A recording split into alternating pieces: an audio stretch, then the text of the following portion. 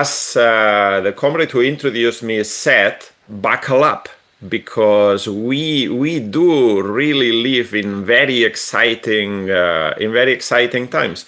Over the last 1 year, I have given quite a lot of lead-offs, introductions to discussions about world perspectives and the world situation. But the problem is that every single time I need to scrap all my previous notes and start all over again. Not completely all over again, but things are moving at such speed. Even as I was preparing my notes this last week, there's been on Friday, the Chinese President Xi Jinping inaugurated the third aircraft carrier of the Chinese Navy, the Fujian, which incidentally has magnetic catapults, which is something that Trump doesn't seem to like. He prefers the old-fashioned steam catapults, apparently.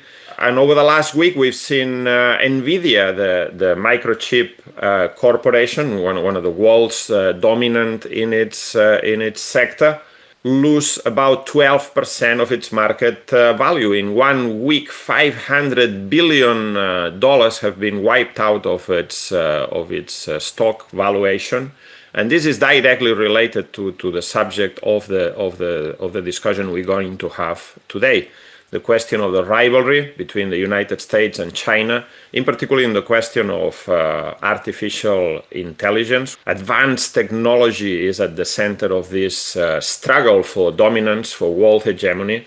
And because events are moving so fast, sometimes I think it's necessary that we take a step back, that we zoom out from the immediate events that are in front of us and try to understand what are the underlying reasons, what are the more general processes that are at play. And we have used this analogy. We have said that there are tectonic shifts taking place in world relations. You know how tectonic plates move very slowly, but they put pressure on one another, and at certain moments, this pressure comes to the surface in all sorts of different manifestations through explosions, friction, volcanoes, earthquakes. And this is exactly what's happening. The tectonic plates of world relations are now moving, and we see all sorts of explosions around the world. Now President Donald Trump was elected 1 year ago, almost to the date. And he is not the cause of all these explosions that are taking place. He is a symptom of these changes that are developing. But he is at the same time, he's a factor that has greatly accelerated the development of these processes that we are discussing. I think the title of this discussion is very appropriate.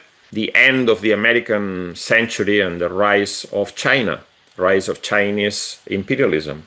What we're talking about is a long, protracted process of the relative decline of US imperialism, which has taken place over the last, let's say, 25 or even 30 years.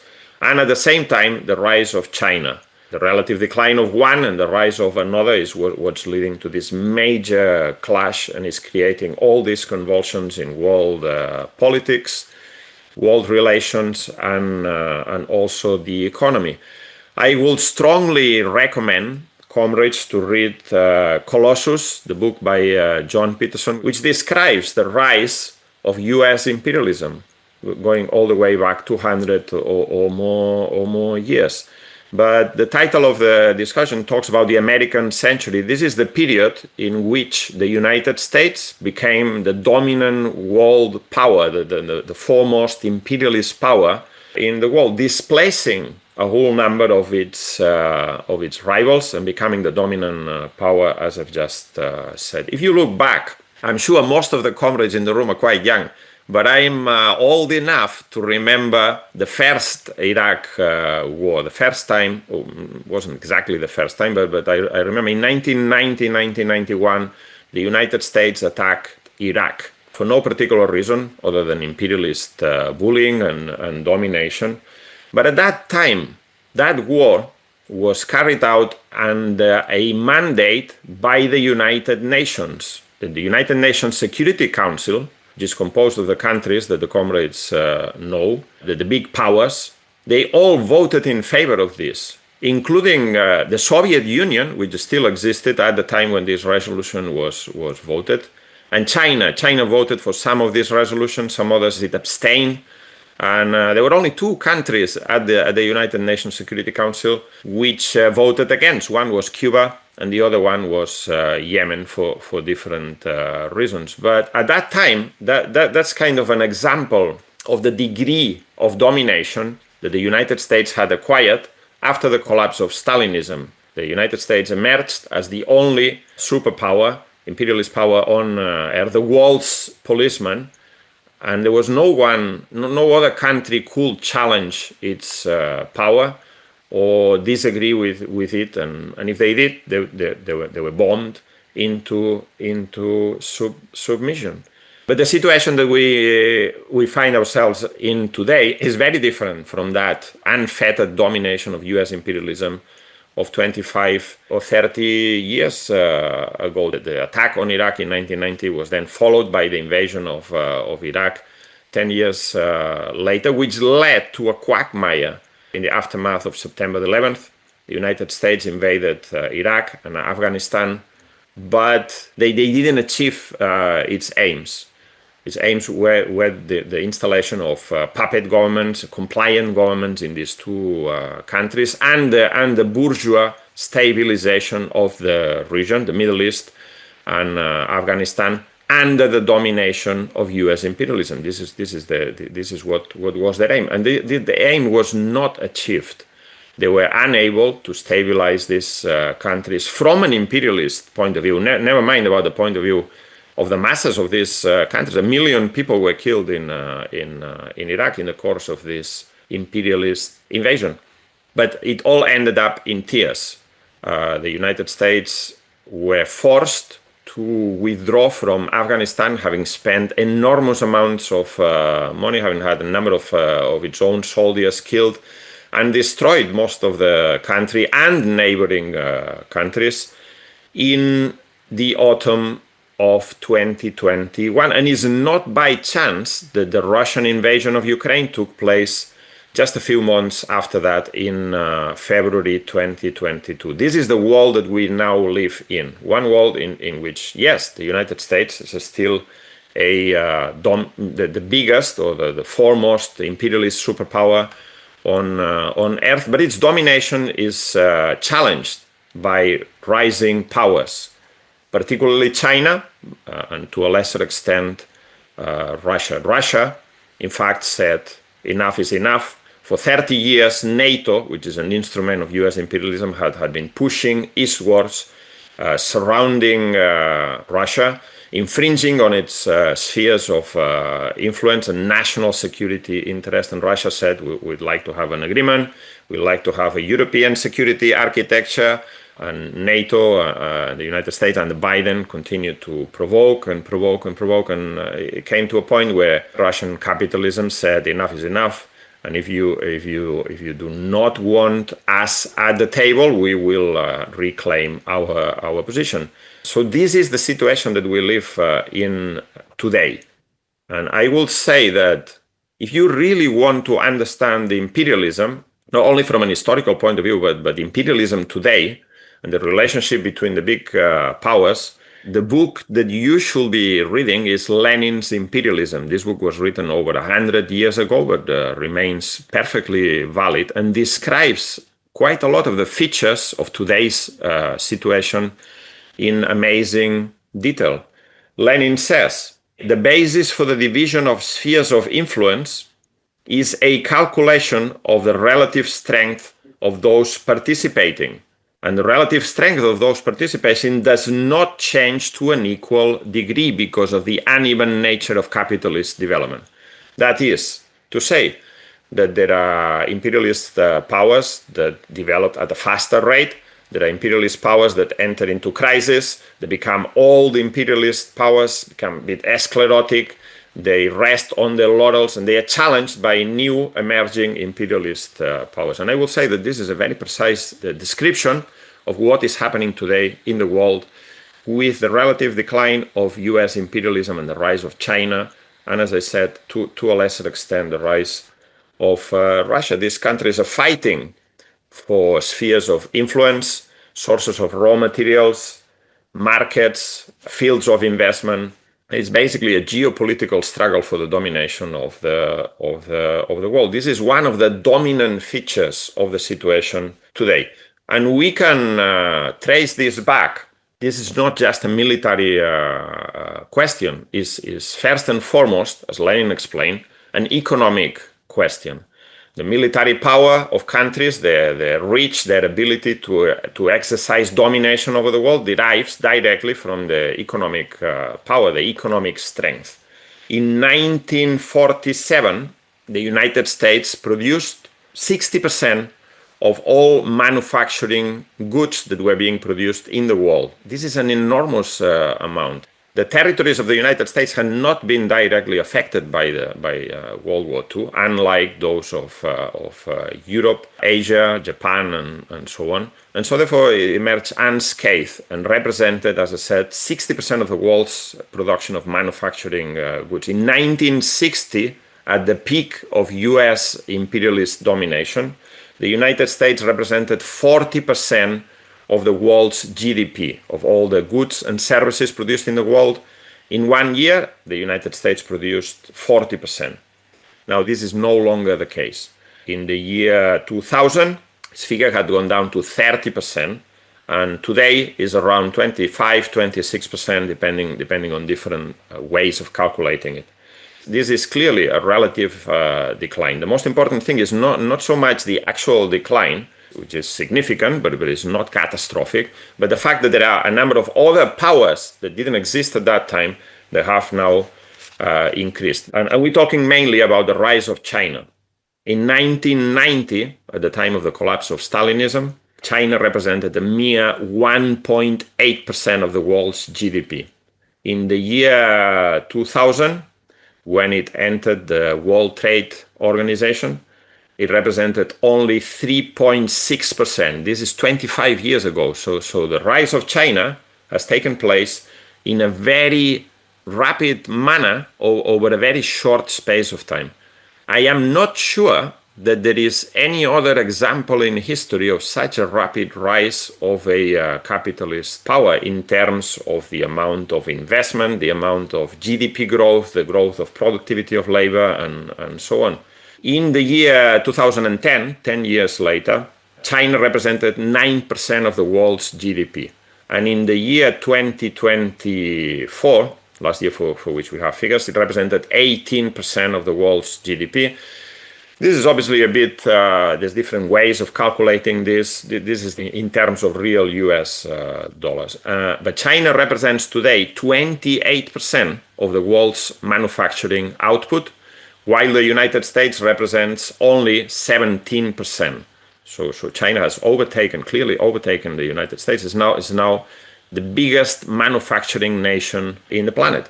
There are other figures, I could give you many figures, but in terms of foreign direct investment, which is a proxy for the export of capital, there are obviously many caveats about these figures. They do not represent the exact Marxist definition of the export of capital. But in any case, China is now right at the top, is the second largest exporter of foreign direct investment in the world.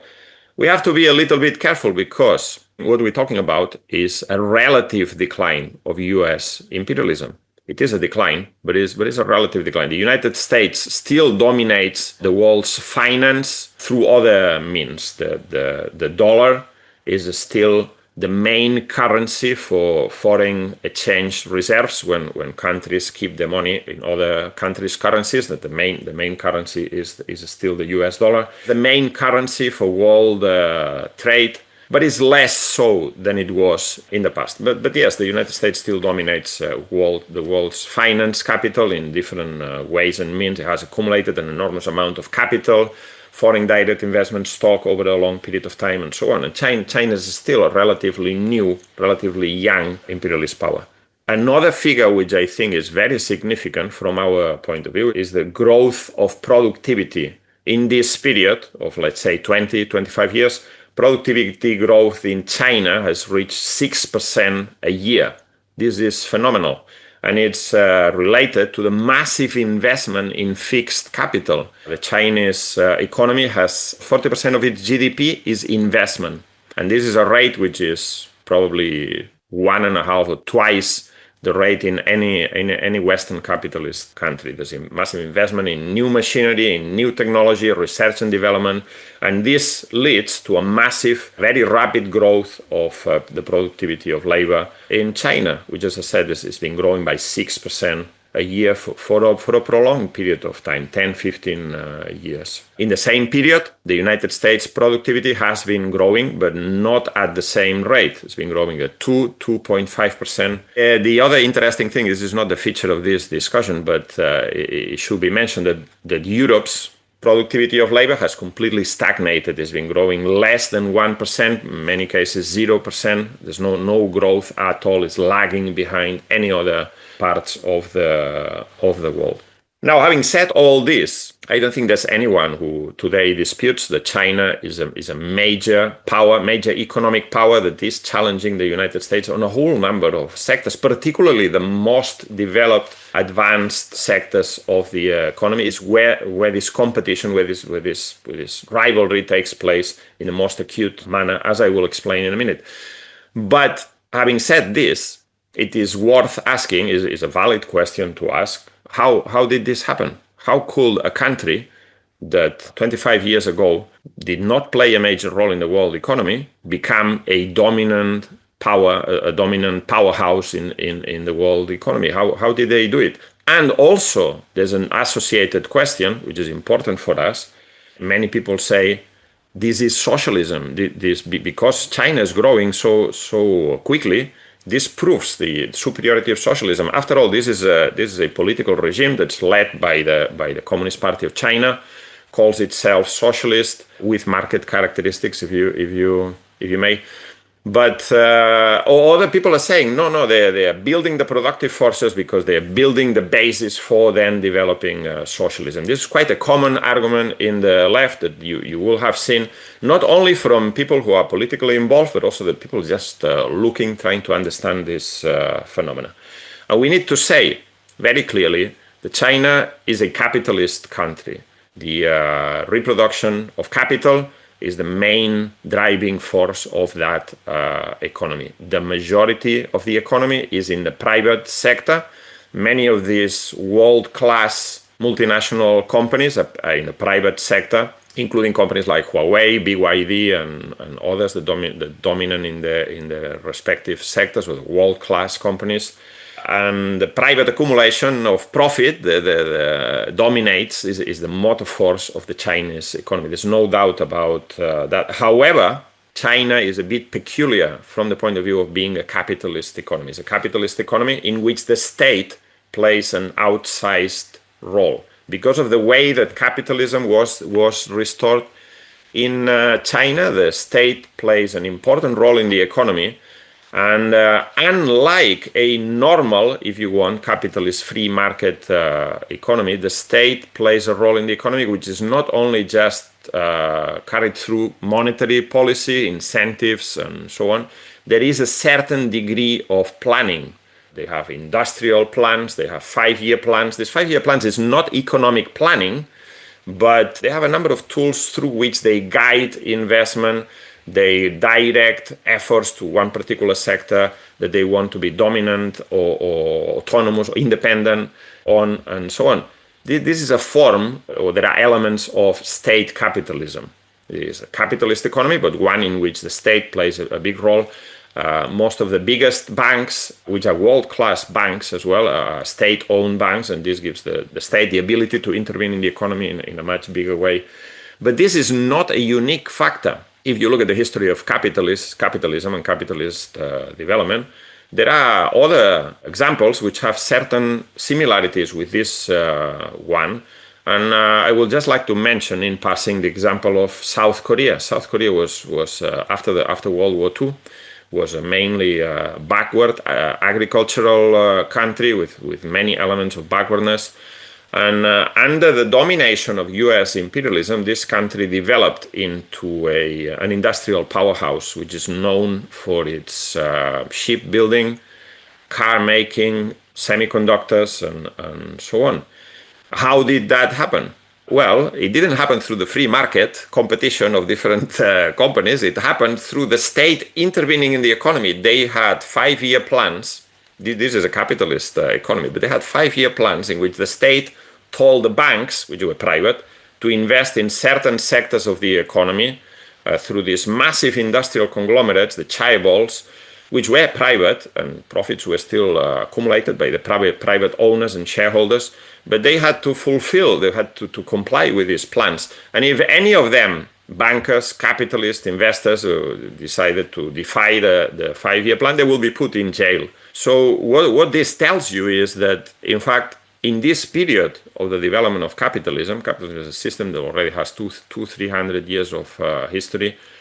In this period of the development of capitalism, the free market, which is supposed to be its hallmark, is unable to develop the productive forces. It requires the conscious intervention of an outside agent, outside of the free market competition, in order to push the economy in a certain direction.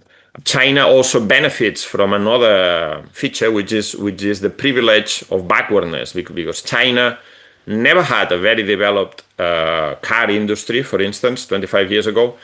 So it's now decided to go into new sectors of the economy without having the baggage of having an already established industrial ecosystem of old industries that have now become old industries. And this has meant that China has become dominant in a whole number of high-tech sectors and new industries, while other more established capitalist countries have been less able, less agile in adopting new technologies, new forms of production, and so on, because they have the dead weight of the old system of production, the old industries. And so now China is dominant in green industries, so-called green industries, solar panels, photovoltaic cells, wind turbines, high-speed trains, electric vehicle batteries, electrical vehicle cars.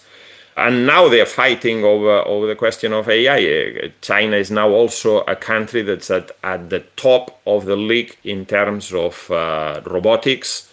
The number of industrial robots per 10,000 workers. I think now China is the third country in the world, well ahead of Germany and the United States. And I think last year, 50% of all new industrial robot installations in the world were in China. So we're talking a very advanced economic system, but it is capitalism. This is the main thing that we need to understand. Not only capitalism. Clearly, China has had now for some time all the features of an imperialist country, or all the different features that are described in Lenin's imperialism you can find in China. I won't go into a lot of detail into this, but if you look at any African country that you want, you will see the following pattern. Let's say Zambia, which is a copper producer, copper being a very important mineral for some of these advanced new industries. So the Chinese state arrives in one of these African countries, let's say Zambia, and offers them a loan in very good conditions, no attached conditionalities, but however, in exchange for this loan, they demand a mining contract, access to the mineral resources of these countries. Then the state, African state, takes another loan with a Chinese bank, maybe the Export and Commerce Bank or another one, in order to build or renovate a railway line that takes the copper from the mine into the harbor.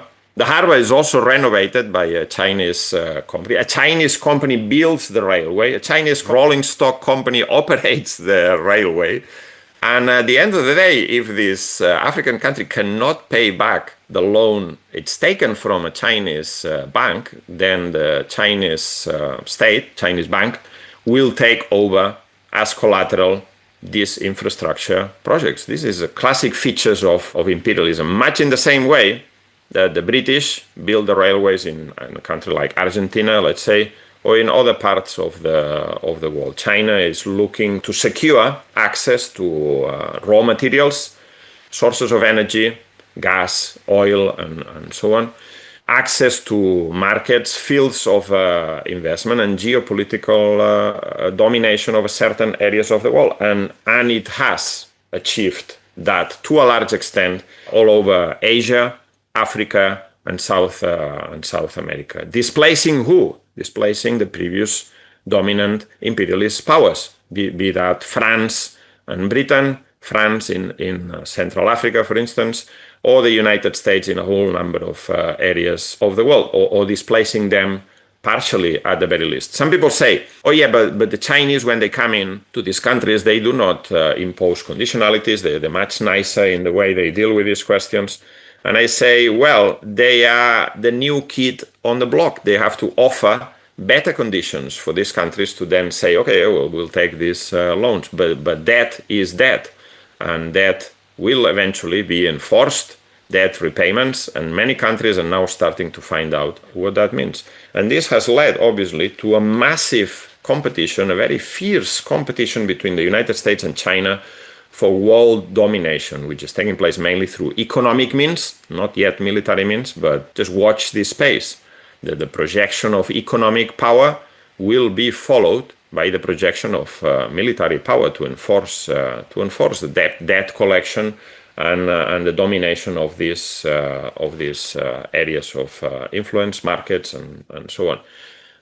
Just in the last few weeks, we have seen some of this. So some of this competition takes place through the most brutal methods. The United States, for instance, is very worried about artificial intelligence, the domination of this new technological frontier.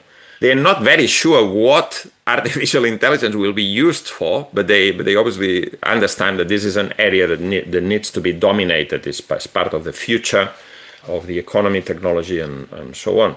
Now, this guy who's the CEO of NVIDIA, he said this week that it's almost certain, or it is certain, that China will win the race. He's obviously interested in getting investment for his own and getting state support. So there is a reason why he says these things, but he's not completely wrong.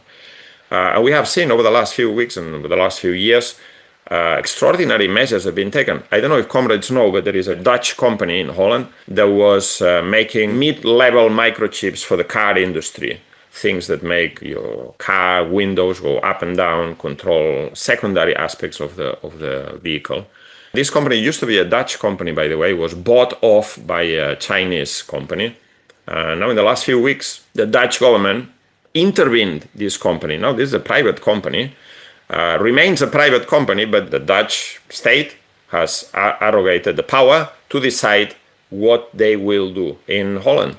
So it's taken over the board of directors, and they're now running this company. I think they're now relinquishing control again.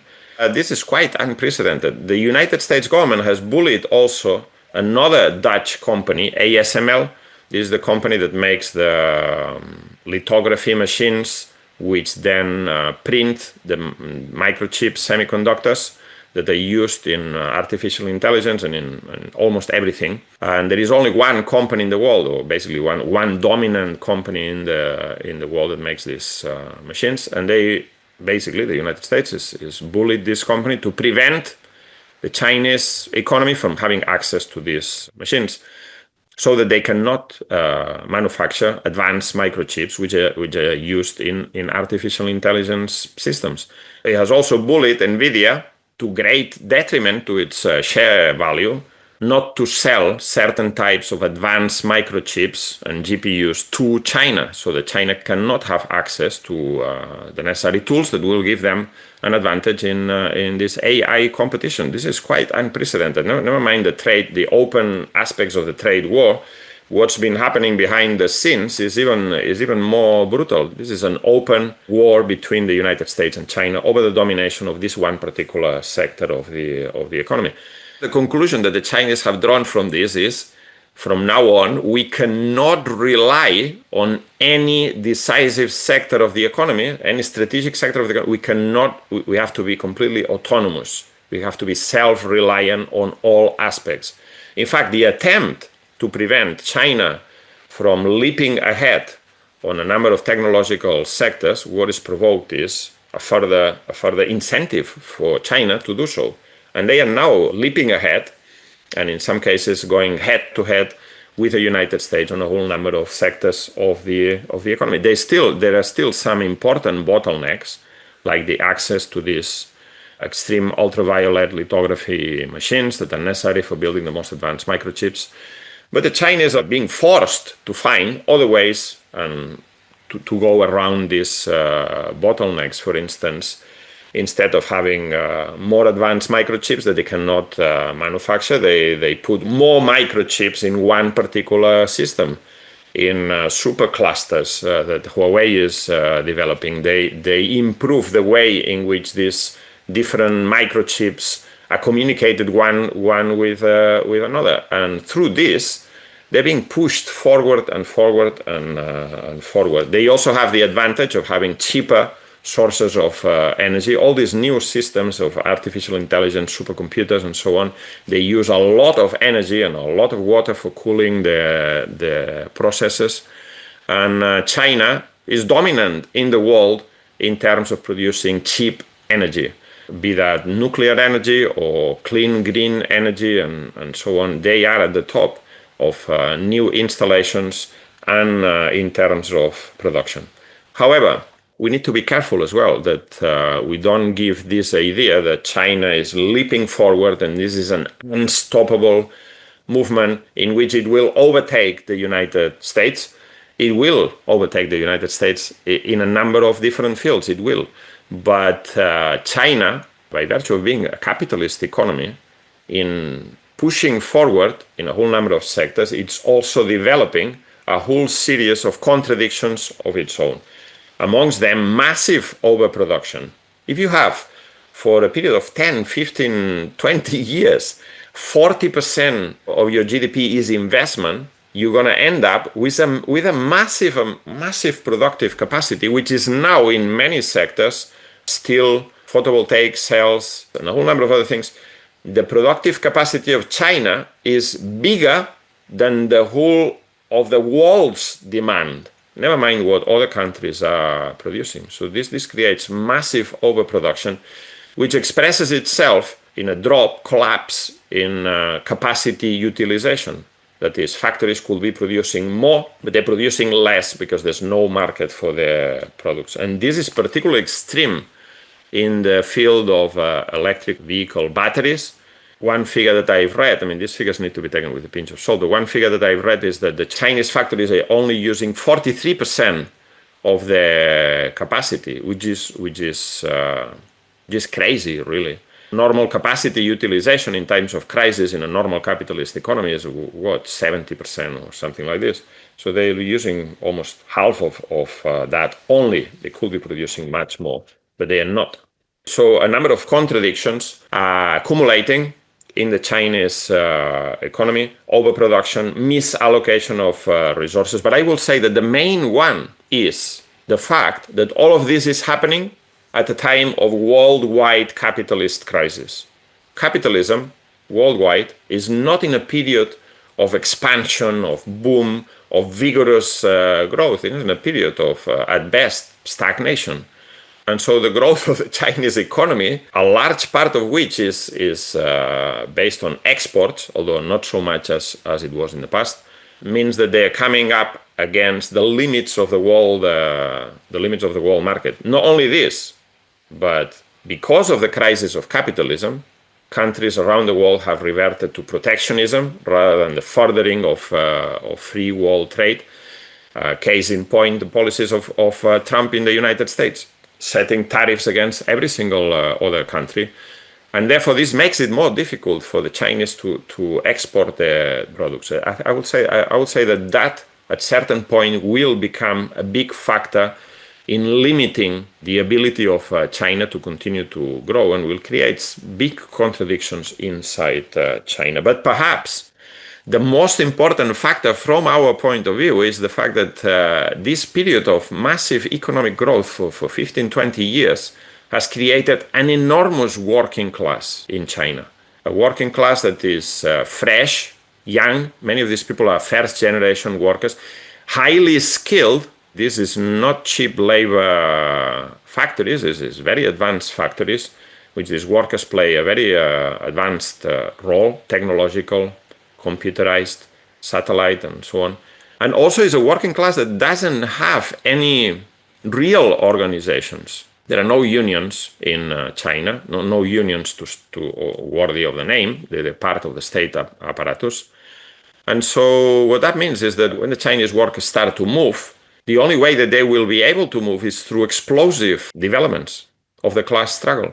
And if anyone wants to think about this, another country in history which had a young working class, many of them first-generation migrants from the countryside into the cities, in conditions of acute capitalist exploitation, in conditions of very extreme concentration of the number of workers, tens of thousands, hundreds of thousands under the same roof, where there was no trade union freedom, and therefore there were no established reformist trade unions with a heavy bureaucracy controlling and curtailing the initiative of the workers.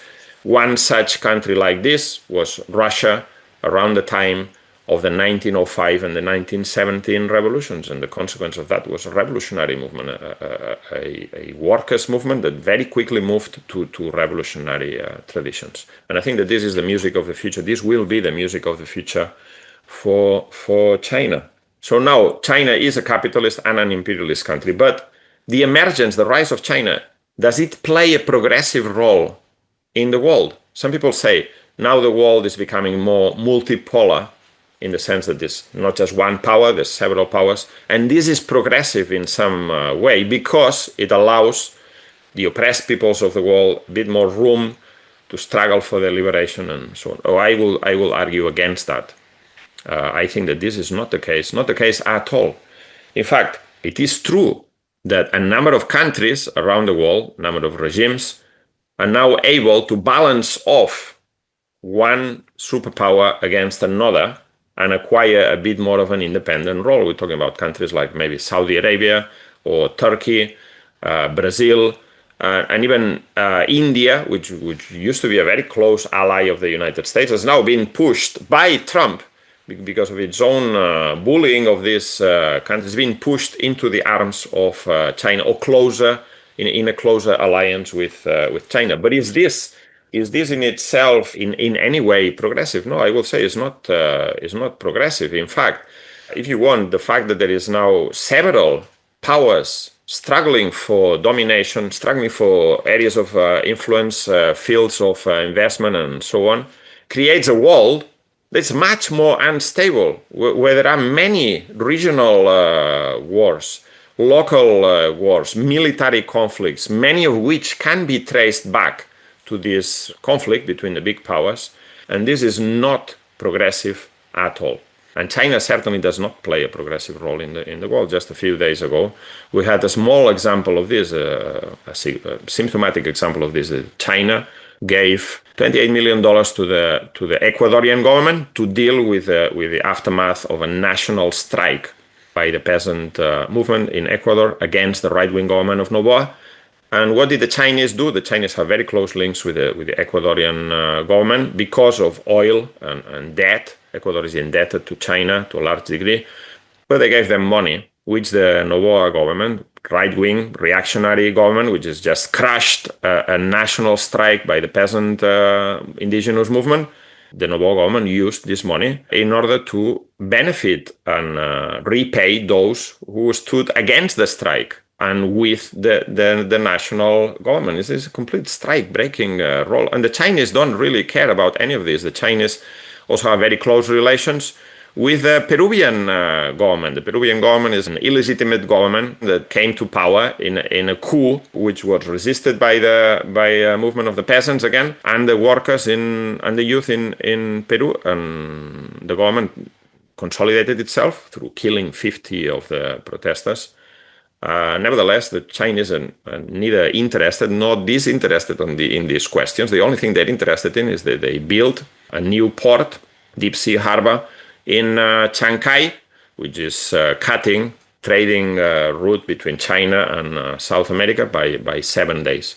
This is what they're interested in. They don't really care whether it's a right-wing government or it's a left-wing government or it's a government that defends the interests of the Peruvian peasants and workers. They're completely indifferent to any of this. They're just there for what? For profits, for spheres of influence, for trading routes. They are an imperialist country, if you want any more proof of that. And here we come to the question of Donald Trump. Donald Trump hasn't invented this situation.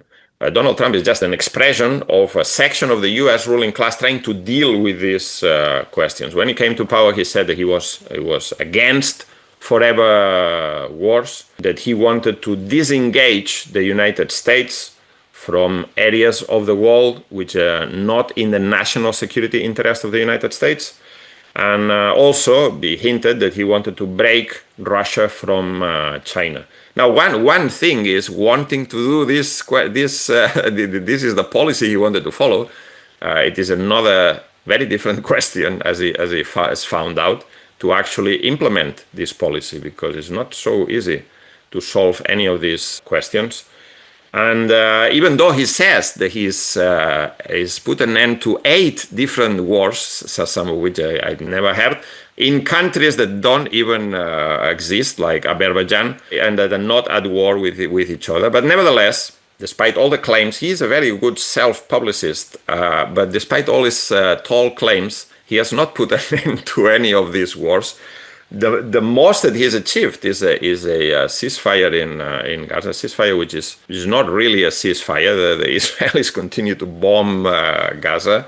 It's not a ceasefire; it's a business deal over the dead bodies of the Palestinians. There's nothing progressive in that. But even from the point of view of Trump, who was never claimed to be progressive or be on the side of the Palestinians, but even from Trump's point of view, he's not achieved a lot of what he wanted to do. And this is clearly not a policy of peace. It's a policy of war. They even changed the name of the department, and is now very proudly called the Department of War, Secretary for War.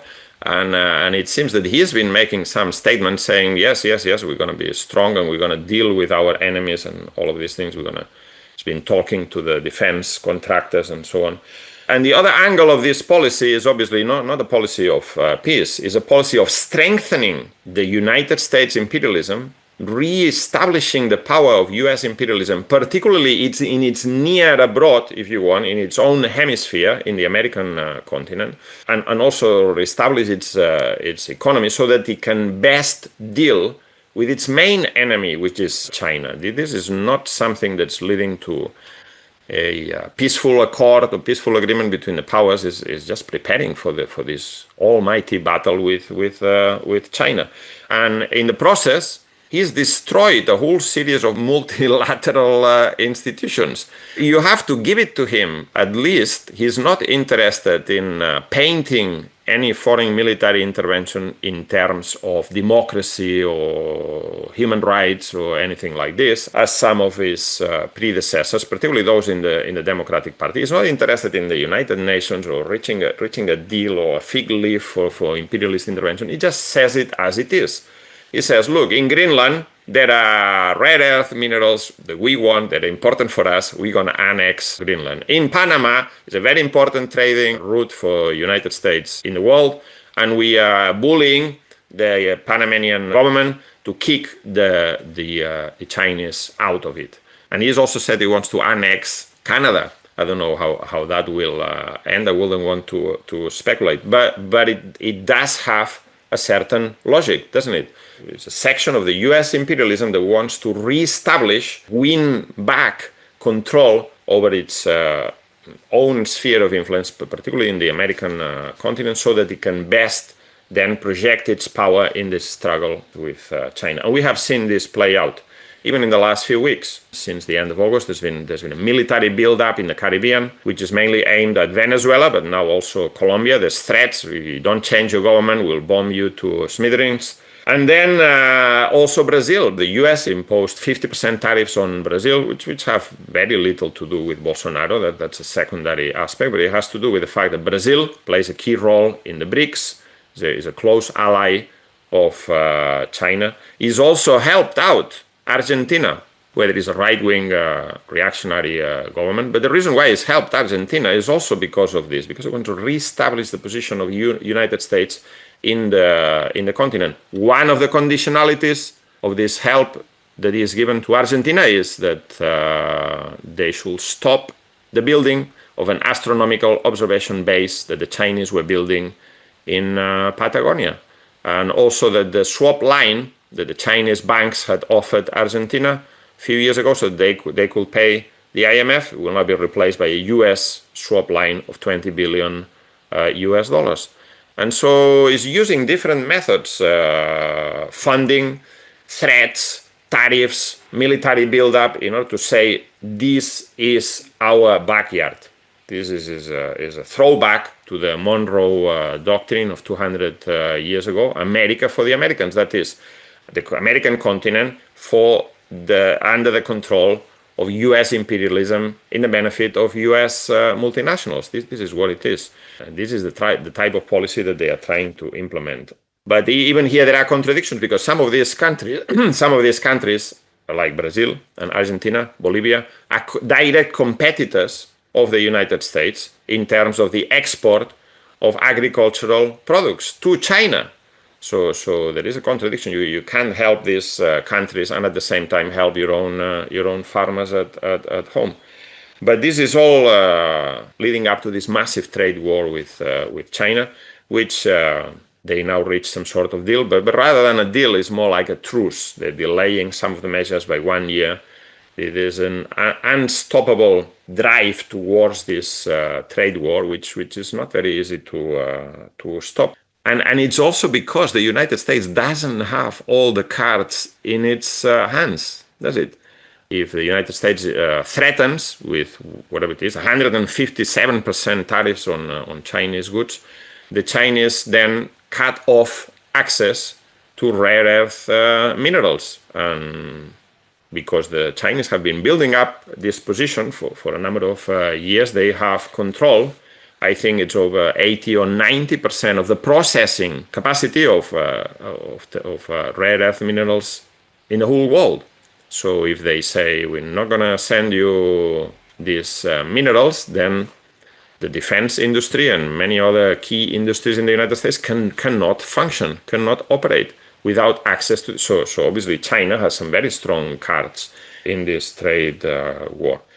Just to finish, because we're not just discussing all of this for the pleasure, the intellectual gratification of trying to understand what is going on. No. We revolutionary communists.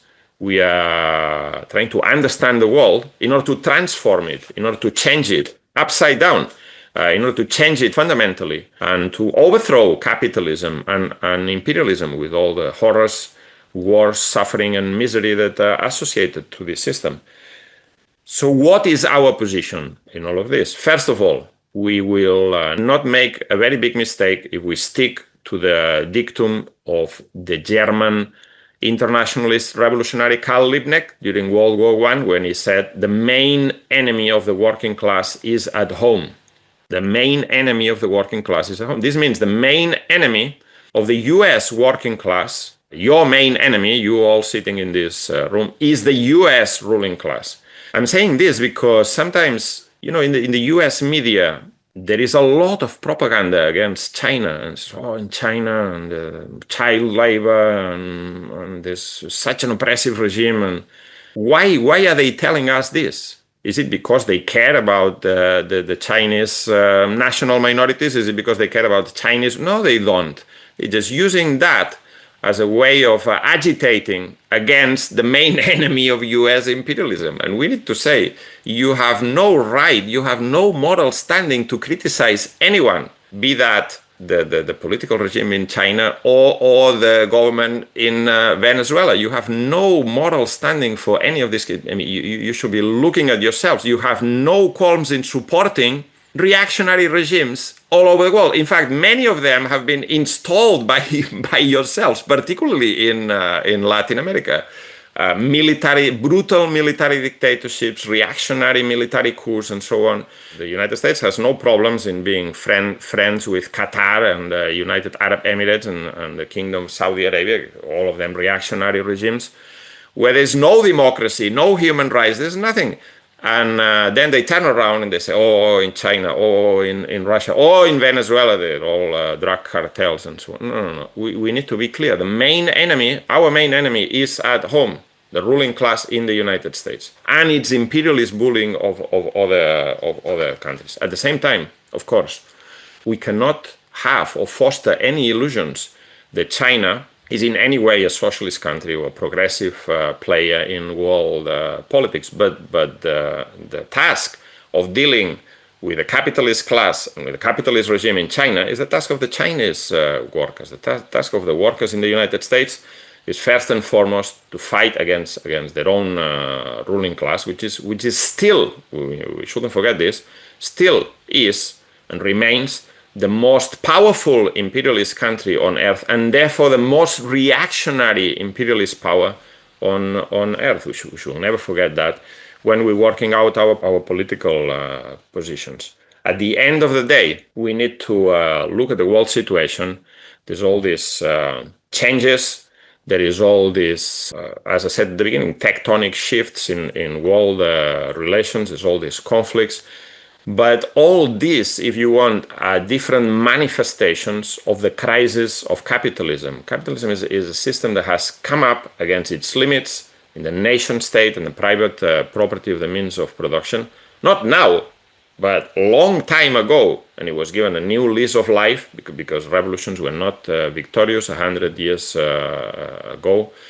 And it was given a new lease of life and is now coming up to another organic crisis. This is not just a passing hiccup. This is the organic crisis of capitalism, which has been developing, particularly since 2008, and has provoked a massive process, an ongoing process of radicalization, which takes many different expressions, some of them very peculiar, including Donald Trump, who is partially a manifestation of that, or the victory of Mamdani in the New York mayoral elections, but also the massive general strike in Italy just a few weeks ago, these Gen Z so-called revolutions in different countries around the world.